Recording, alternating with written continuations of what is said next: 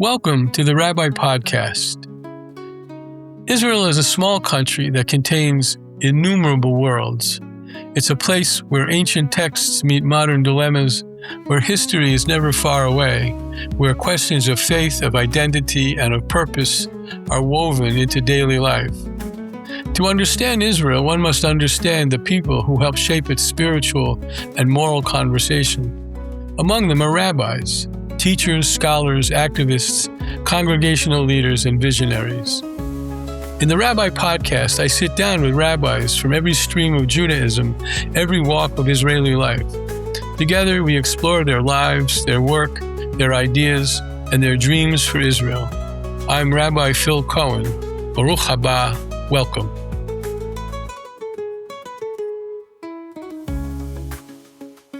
So, I'm sitting here with Rabbi Hanan Schlesinger. He's got a really interesting story. He's a very interesting peace activist who my friend Ron Kronish knows. So your origin story is very interesting. You didn't grow up Orthodox, and I'd like you to kind of talk about how you became the educator, rabbi, activist that you are, the organization for which you are the international relations person. Is that your title? And Director of International Relations, yes. We'll schmooze from there. So you can also make sure you mention the name of your organization. So a couple of minutes about where you were when you were younger and how you came to be the person you are. Okay. First of all, nice to be here on the podcast. I grew up on Long Island in New York. I was in Young Judea as a high school student, and that connected me to Zionism. I went on the Young Judea summer course, summer in Israel. I went on the year course, which was a year after high school, to Israel. And I became pretty certain I want to make Aliyah, that I want to move to Israel and spend my life there. But I was looking for a metaphysical bedrock foundation of my Zionism. And I came to the conclusion as a high school student and a year after high school, that if I'm going to give up my good life in America and go to this country on the other side of the world, there has to be something that's obligating me. There's something strong. There has to be something that's making me a Jew. Because if I'm not a Jew, then why be a Zionist? So I have to be a Jew first. So what does it mean to be a Jew? So I started studying Jewish history a little bit and Jewish practice, searching for a foundation for my Zionism. And I'm still searching, still learning, still exploring, still experimenting. I became an Orthodox rabbi, meaning my training is Orthodox, and I usually, until the past few years, have gone to Orthodox synagogues. I'm certainly halachically observant, but I'm a free thinker, an explorer. I daven, I pray in lots of different frameworks. I read lots of different writings. I talk to lots of different people, and I'm still searching. I've been a teacher in Orthodox religious frameworks in Israel for 40 years.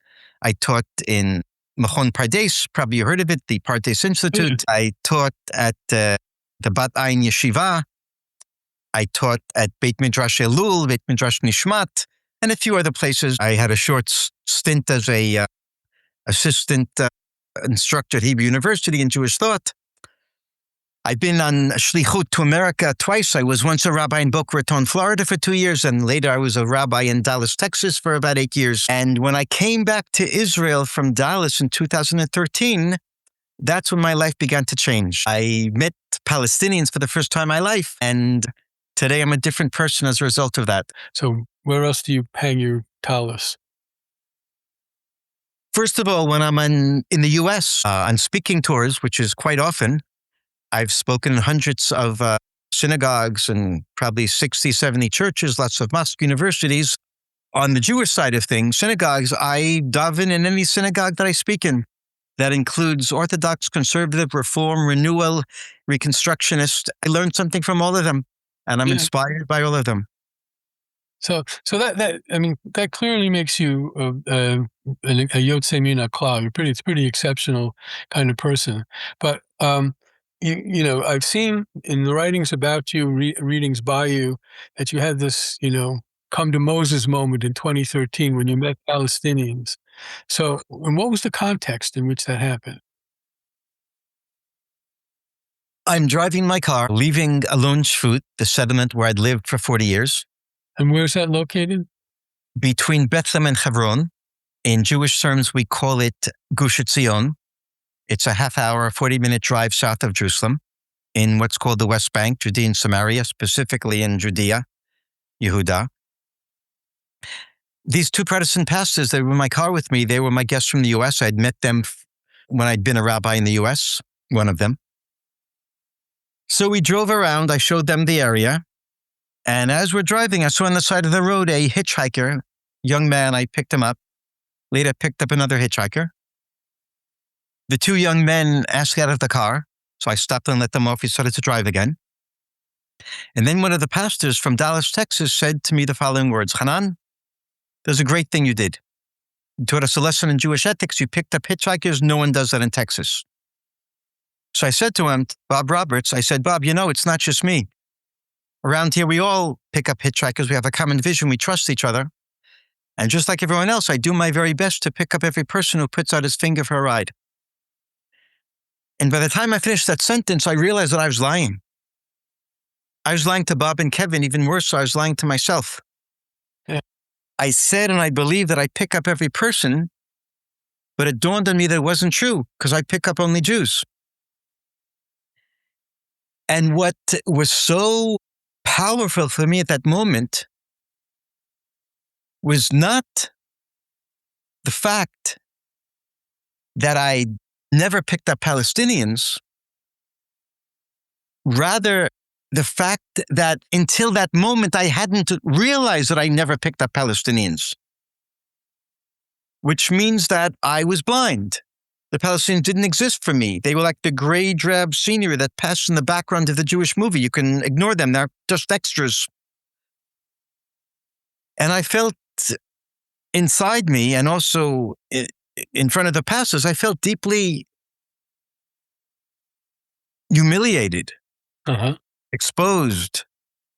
To use the word Americans used, I was a racist. The Palestinians, so I realized, weren't human beings in my eyes. So I said to those two pastors that I'm going to find a way to fix this. And fix this means find a way to turn the Palestinians into human beings in my eyes. And the way to do it, clearly, is to meet them. And that's one of the seminal events in my life that brought me to begin a journey towards meeting my Palestinian neighbors who I'd never met before. Okay, so that's the decision. How did you go about finding Palestinian neighbors to chat with? I mean, living on the West Bank, it shouldn't be hard, but and I don't want to get too weedy about this, but I'm interested in the next step, and then we'll talk about the bigger picture. So actually, it was extremely difficult because no one had any connections. No one that I knew could introduce me to Palestinians. There was a Palestinian village called Khirbat Zakaria, a 5-minute walk from my front door, but I'd never been there and I didn't know how to go and meet the people. So anyway, I got an invitation finally, not to Khirbat Zakaria, but to another place. So now we're going back to the last Wednesday of January 2014. I know I'm supposed to go. I get up from the sofa. I'm sitting in my living room and I walk to the front door, put my hand on the doorknob, open the door, begin to step out. And my wife calls behind me in the house, where are you going? So I said, I'm going to meet Palestinians. And that's when all hell broke loose. She screams, what do you mean meet Palestinians? They'll kill you. I came back in, saw the terror in her eyes. She begged me not to go, told her I had to do this. And then I went to the front door again and I stepped out, closed the door behind me. And I remember saying to myself, perhaps she's right. Perhaps they will kill me. And my heart is beating in my chest. I'm really, really apprehensive. I walked about 25 minutes to the place where I was supposed to go. And what happened in that place changed my life. Uh-huh. Now you want to hear what changed my life, right? That would be nice. So the short version is that I met Palestinians who told me what they are thinking, who they are, their identities. They told me about their activities against the occupation. They told me about being in Israeli jail. They told me about the transformations they went through that made them into peace activists after meeting Israelis. And I was utterly challenged and confused by, number one, hearing the terrible things that my people had done to them, and from hearing that they really believed in peace and were working towards it. I didn't know if I can believe what I heard them say. It was so at odds with the intuitive knowledge and understanding that I had and that my whole society had. I remember after the 3 or 4 hours in which I sat with those Palestinians that I met and went home feeling so nauseous over all the different things I heard and encountered. I became almost literally sick just thinking about it. And then I had to go again and talk to the same Palestinians, and we developed conversations that turned out to be the foundation of Roots, of the organization we created. The most important thing I can say is that somehow we developed a methodology that wasn't dialogue. It wasn't speaking response. Rather, it was just listening to stories and then telling your stories. And the stories the Palestinians told us Jews were like a dagger to our hearts because their stories contradict our truth. And the stories that we Jews told the Palestinians about our connection to the land and a Jewish state and Zionism were like a dagger to their hearts because our experience contradicts their experience and their stories. And a growing group of Israeli settlers and Palestinians listened to each other until it hurts, and then we listened some more. And we went crazy over the terrible things we heard. We felt we were traitors for listening, but we listened until it hurts, and we listened some more. And we gradually overcame what I call the hubris of exclusivity, that sense that only we are true and they are false.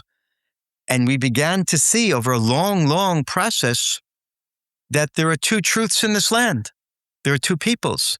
We have to find a way to fit two truths into one heart. That's the only way to fit the two peoples into one land. No one's going anywhere. The Palestinians are deeply connected to Palestine.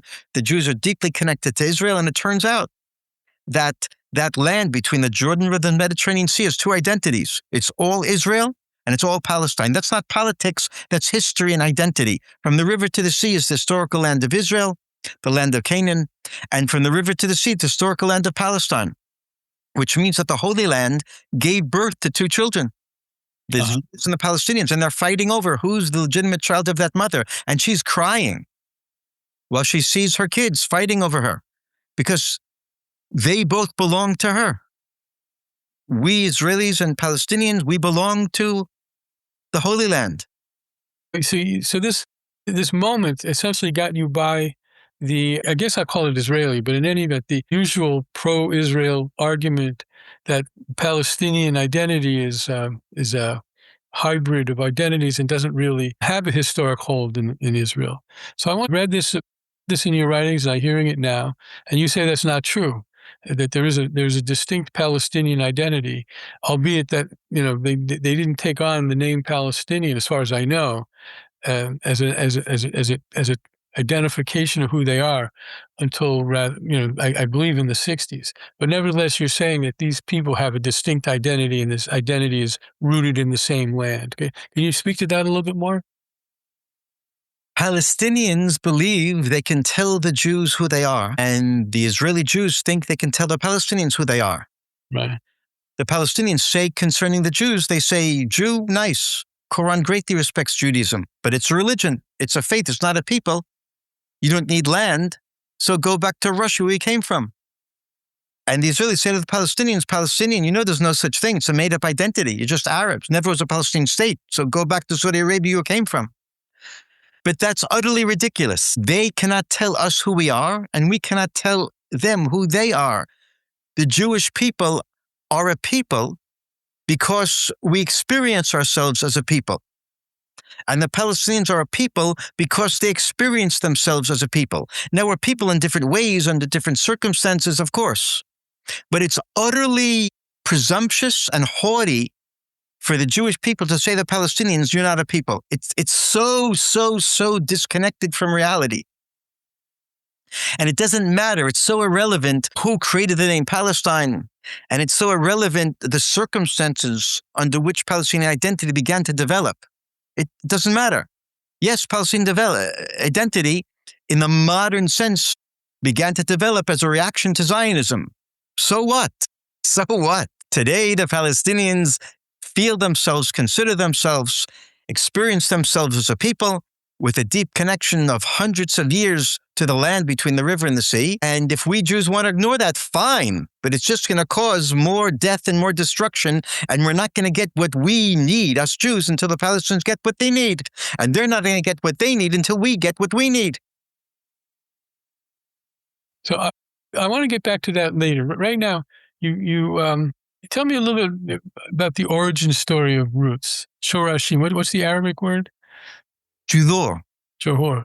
Say it again, please. It's a hard th. Judor. Judor. A hard th. We write it with a d, but it's a soft d. Judur. Judor. Okay. So a little bit about the thinking that went into it, how you develop partners, how you continue to develop partners, and how the organization grew, and something about what you do. I mean, we can send our listeners to the website, but it's grown into seems to be very sophisticated organization with lots of different parts. I don't know if it's sophisticated. It has lots of different parts. I don't know if it's sophisticated. It grew totally organically, with at the beginning, not a lot of strategic thought that came later. But it's basically what I said. A group of Israeli settlers from Gush Etzion, again, south of Jerusalem, with local Palestinians who, as we develop, more and more focused on religious Muslim Palestinians, just like on the Jewish side, it's religious Jews. The Abu Awad family from Beit Umar decided that they would devote their piece of family land that's right by the Gush Etzion junction, the main road, to creating a center for bringing the two sides together. So we created the Dignity Center there. Uh-huh. It's the only joint Israeli-Palestinian community center in the whole West Bank, literally. It's the only joint space where the two sides can and do come together. And from 2004, we've had thousands of local Israelis and thousands of Palestinians come there for photography workshops, for arts and crafts for little kids, for learning the other side's language, for playback, for storytelling, for drama and music therapy, for a high school youth movement of 15 Israelis, 15 Palestinians, meeting twice a month, and lots and lots and lots of interfaith dialogue and interfaith celebration and interfaith study. The idea basically is that first you have to humanize the other. They're not the demon you thought, and that comes from human contact. And the second level is identity reconciliation, to discover the other not only as a human being, but as the bearer of a national, religious, cultural, political, historical identity. And that's extremely difficult. You begin to see that their identity contradicts ours and ours contradicts theirs. You have to hear who they understand themselves to be, and they hear who we understand ourselves to be. And then you begin to realize, whether you're a Jew or Palestinian, that you've been living your life on the basis of an illusion. The illusion that we are true and we belong in the land, and they don't. Both sides have that illusion. It will wake up tomorrow, that this side will disappear because they don't belong here. But it's not going to happen. And when you really, really, fully accept and process that the other side is as legitimate as we are, and they're going to stay in this land just like us, it completely fries your brain. And it just drives you to existential crisis. You have to reconfigure what you think about the past, the present, and the future, that it's going to be joint, either killing each other or living in peace. But there's no other choice. We're not going to be here without them. They're not going to be here without us. We're doing a pretty good job of killing each other.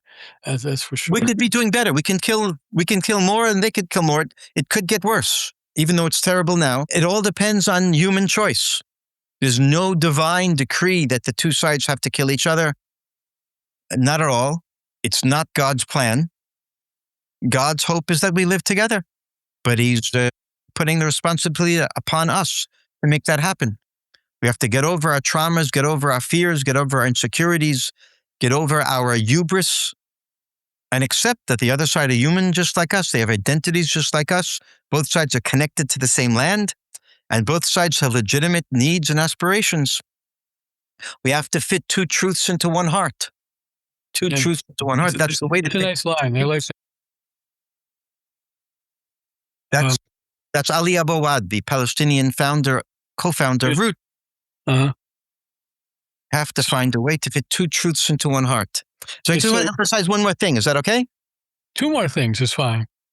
Since we in Roots understand that identity reconciliation is at the heart of things, that each side has to accept the other side's identity in connection to the land, therefore, we have to focus on those people on both sides who are most strongly wedded to their historical, political, religious identities. And that's religious Muslims on one side and religious settlers on the other side. The two sides that are the heart of the problem, right? The religious Muslim, you would think they're Hamas, and the religious settlers who blew up Oslo, those two sides are the heart of the problem. If we don't make them the heart of the solution, then the problem won't go away. So our work in Roots is focused on bringing those two, what you would call extremist or bad actors, bringing them together. And we succeeded in doing that to a certain degree, not fully, of course.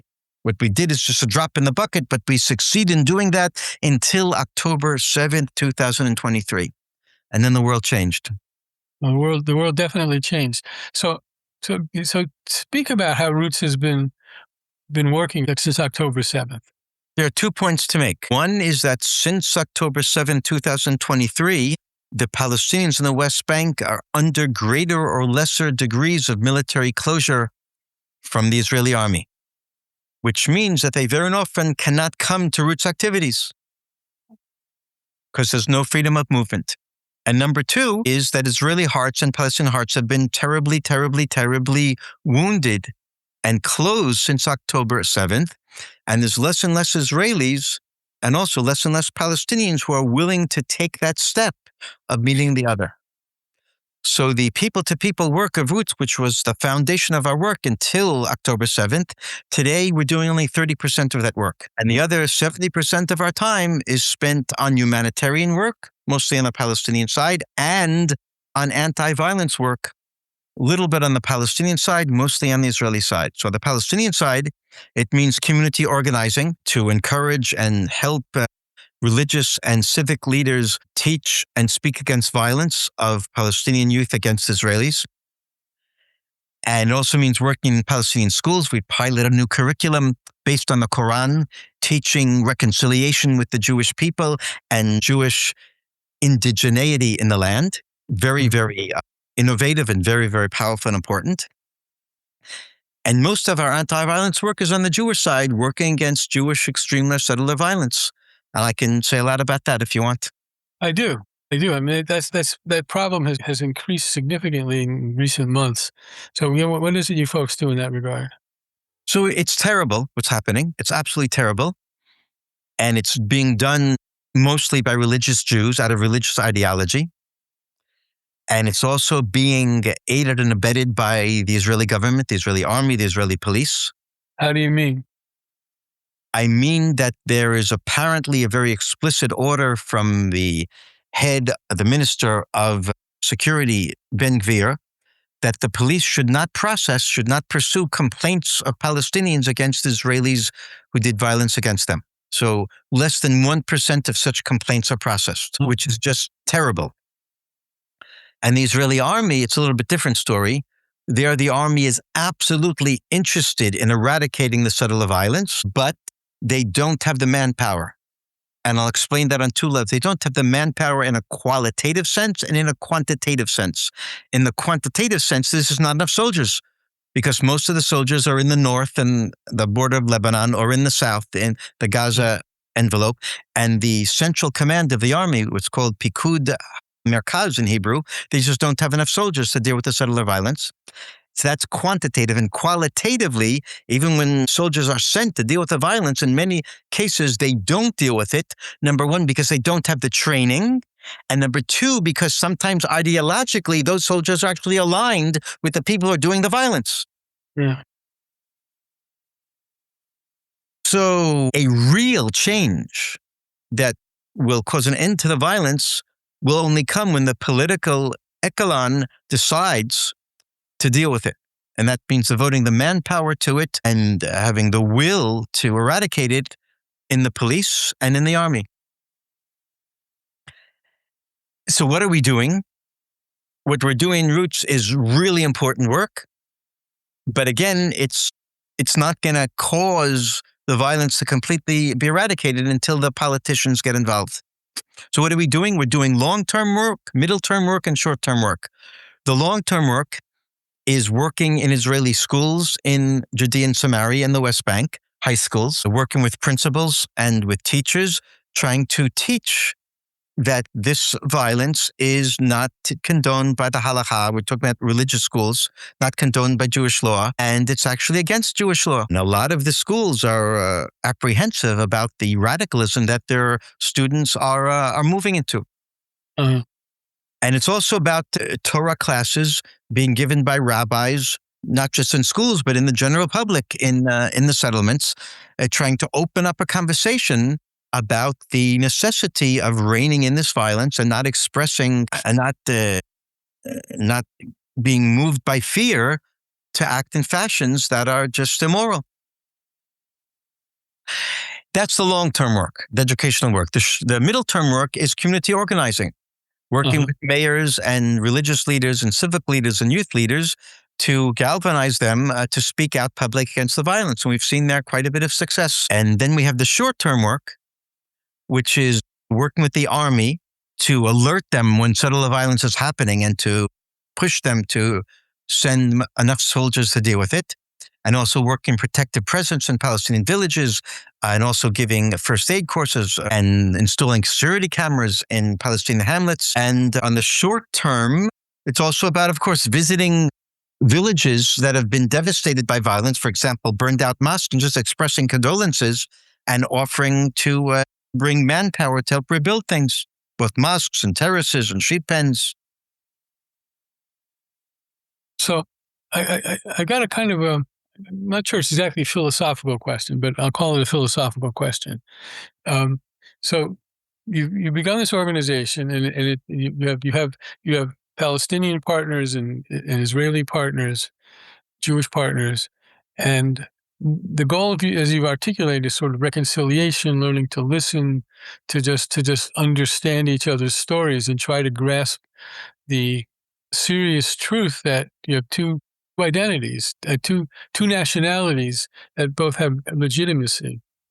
So when you talk with your partners, or when you think about this yourself, idealistically speaking, what directions would you like to see the Shorshi move in terms of influencing the country, influencing the West Bank, and bringing some kind of serious end to the conflict and peace in which both of these nations, both of these peoples can live together? Roots has a political vision. We envision a new social and political reality that recognizes both sides' historic connection to the whole land from river to the sea, and grants dignity, equality, freedom, human rights, and security to those two sides in that land. That's a political vision, but not a political plan. The question of political plan, how to take that grassroots human understanding and make it real in politics, is something that Roots on the institutional level doesn't deal with. But as far as the individual activists and leaders in Roots, including me, many of us are members of a political movement called A Land for All. And the Land for All has a political program called Two States, One Homeland. Two States, One Homeland. And to explain what it is, it's simply a confederation between a sovereign state of Israel and a sovereign state of Palestine. There has to be a Palestinian state in the West Bank and Gaza, but it cannot be completely separate from Israel. It has to be intertwined with Israel in a confederation very similar to the European Union, like France and Germany, Switzerland, Italy. And what this plan does is it solves a paradox. The paradox is that Jewish identity demands a Jewish state, and Palestinian identity demands a Palestinian state. That's point number one. And the second point that contradicts the first is that Palestinian identity demands that state of Palestine be in the whole land from the river to the sea, and Jewish identity demands that that state will be in the whole land from the river to the sea. So the question, therefore, is the paradox: how do you create two states that are both sovereign in the whole land? That's, of course, impossible. The solution is to create two states, each in part of the land, but then to create another framework, the union, the confederation, that unites them both, so that every single Israeli, every single Palestinian are citizens in two entities. One, their own country. Number two, in the confederation, which means as an Israeli, I have citizenship in the confederation, which is from the river to the sea. And that guarantees that I won't feel that this peace plan has contradicted my identity. And a Palestinian will be a citizen of Palestine and a citizen of the Confederation, which means will have the sense that this peace plan doesn't contradict his fundamental identity that connects him to the whole land from the river to the sea. Okay, how do you get there? Very simply, by creating trust and recognition on the grassroots level. I'm hesitating. I'm not quite sure how to pursue this.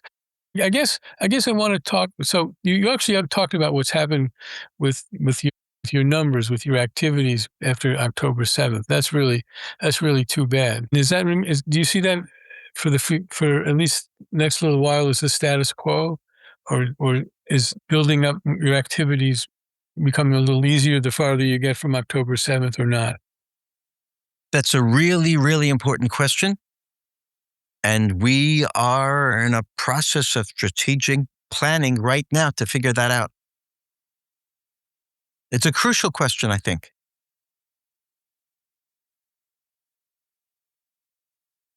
So I got a kind of personal question. I don't know. Well, somewhere along the way, in one of your writings or in interviews I saw with you, you no longer live on the West Bank. You're living in Jerusalem. That's correct. I'd be interested in knowing, to the extent that you'd care to share, why you made that decision. Well, first of all, I'm willing to share everything. I made the decision after a few years of thinking about it. I left the settlement I'd lived in for 45 years, settlement of Alon Shvut, for number one, political/ethical reasons, and number two, social reasons, and number three, religious reasons. So going back to each category, 1, 2, 3, first category is ethical, political. It became crystal clear to me that my living in Judea and Samaria was at the expense of my Palestinian neighbors. Now, I would like to be able to continue living in Judea and Samaria. That's the heart of historical Israel. That's where we have our roots. That's where the prophets prophesied. That's where Abraham, Isaac, and Yitzchak spent their lives. I'd like to continue living there. But the present way, the present system of Jewish life in Judea and Samaria is a system that's based on trampling Palestinian rights and dignity. And therefore, I have no choice but to leave.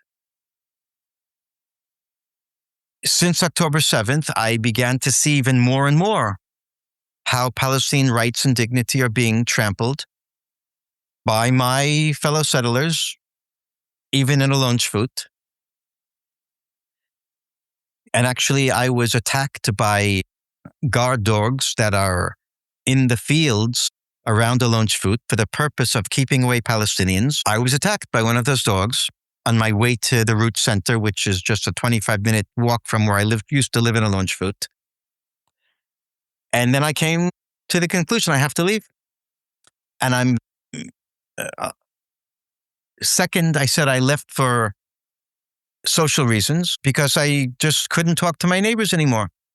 The trauma and the fear of October 7th just closed them off to recognizing Palestinian humanity and Palestinian dignity. And I just didn't have any friends anymore. And the third point is religious, which is not related to the discussion here, but it relates to what we said in this podcast half an hour ago, that I was looking for greater variety in Jewish expression, which I did not find in the relatively closed community of a Lunchfoot. Yeah, so you certainly have that in Jerusalem. What neighborhood do you live in? Well, I just want to explain one more thing. So I left for those three reasons, and I'm extremely fulfilled and satisfied and happy that I left. But many of my Palestinian colleagues are not so happy that I left, because now there's one less settler who's fighting for them in real time on the land for their rights and their dignity. So I live in Yerushalayim, and I can't be there on the spot to come and intervene when they're being attacked. But I'm working in my position in Roots as the Director of International Relations, supporting Palestinian rights and dignity. I believe very deeply that the work of Roots, working in the settler population to teach nonviolence and to teach Palestinian indigeneity, is crucial for solving this conflict. We're the only organization that's working within the settler population and not from outside of it against it. Well, your work sounds utterly fascinating. I'm interested in what neighborhood you're living in, just my own curiosity. Mosheva Germanit, the German colony. You do? Okay. One of my favorite neighborhoods in Jerusalem. Before we go, tell me about your family. Married, kids, grandkids. What your kids are doing? I am recently divorced. My ex-wife, still lives in our house in a Lunchfoot. I live in Jerusalem. I have 4 kids and 4 kids-in-law. I have 12 3/4 grandchildren. 3/4. And I love all my kids and I love all my grandchildren. I would expect so. So listen, this has been a very dynamic conversation. And as always, I'm happy to say when I'm going to have somebody who's got something to say, I have to say very little. I got to say very little, but that's fine because podcast is about hearing what you have to say. And I really want to thank you for your time. My pleasure. You're welcome. Thanks for listening to the podcast. I hope you enjoyed it. And I invite you to stay tuned for future episodes as with the help of my guests, I continue to unpack the diverse lives that rabbis lead. Special thanks to Steve Lubetkin of Lubetkin Communications for engineering this episode. You can reach me, Rabbi Phil Cohen, at rabbipodcast@gmail.com. Easy enough to remember. Rabbipodcast, one word, @gmail.com. See you next time, and thanks a lot.